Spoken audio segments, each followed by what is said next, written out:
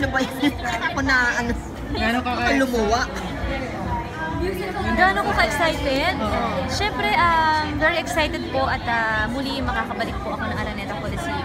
Kailan ba last? Kasi, take kami ni Eric last year kasi nung Feb po nag-MOA kami nila ni Stretch. So, iba pa rin talaga kapag Araneta, di ba po? So, for me kasi parang napakahirap na sa panahon ngayon na makapag-concert sa Araneta, di ba? At yung mabigyan ka ulit ng chance, siguro ang pinagdadasal ko na lang po talaga na sana mabigyan namin ng magandang show yung mga tao. Para sa ganun po, kung next time na magkaroon ulit kami ng ganitong klaseng concert, makakanood ulit sila at pupunta ulit sila. Manonood ba si Eric? Manonood si Eric?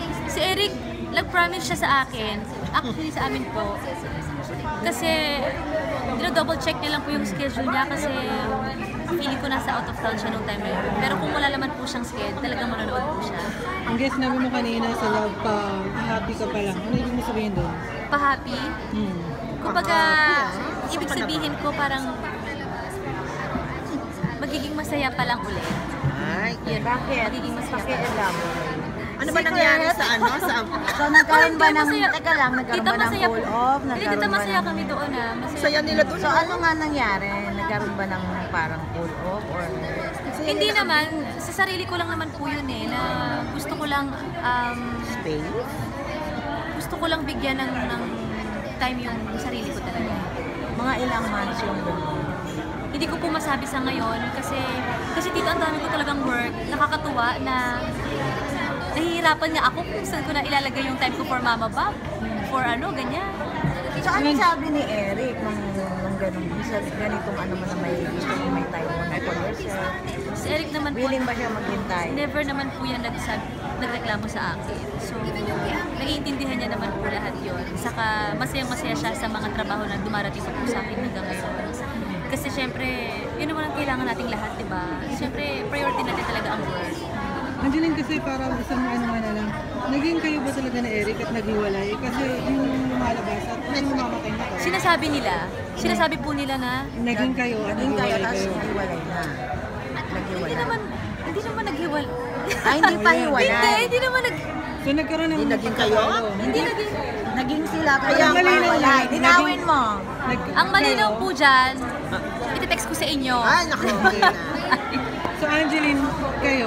Once and for all. Actually, hindi pa po. Pero kasi ang sinasabi ng mga tao, siguro kasi yung kung paano kami ni Eric off ka, at sa camera din. Ganoon lang po talaga kami. Pero syempre, special sa akin si Eric. Alam ko naman din na ganoon po ako sa kanya. Pero nagkaroon ng tampuhan at naghiwalay kayo. Nagkaroon lang po ng, actually hindi naman po tampuhan Nag-usap lang kami na kailangan priority natin ang trabaho natin. So hindi naging kayo. Hindi pa po. So ngayon, ano na estado nyo? Hindi ko masagot kasi baka siya naman ang magalit sa akin kung may masabi na naman ako hindi maganda. Basta very happy kami. Very, kumbaga sobra kami nagkakaintindihan po sa lahat ng bagay. So siguro kaya hindi pa rin kami nagiging yung officially na mag-on. Kasi ayoko po talaga na magbago yung kumbaga kung paano ko kay Eric at paano siya sa akin. Sobra kasi akong matampuhin na tao. So kung naramdaman ko lang na konting oras na wala, alam niyo yun, baka maapektuhan. Ganyan po ako. So tour niyo sa US, nagkabati kayo? Maayos po kami sa US. Actually, yung 8 cities nga namin, very successful po lahat. So, pinaplano nga po na magkaroon ng part 2 next year. So, siguro mas mahaba po yung journey pa namin ni Eric together. So when you describe na lang yung relationship mo with Eric ngayon? With Eric ngayon, masayang-masaya po ako at wala akong ibang i-entertain na lalaki bukod kay Eric. Wala talaga.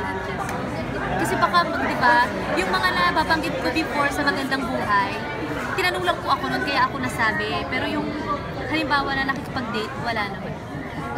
Pero man nag-aas ng date sa'yo. Ng showbiz. Pero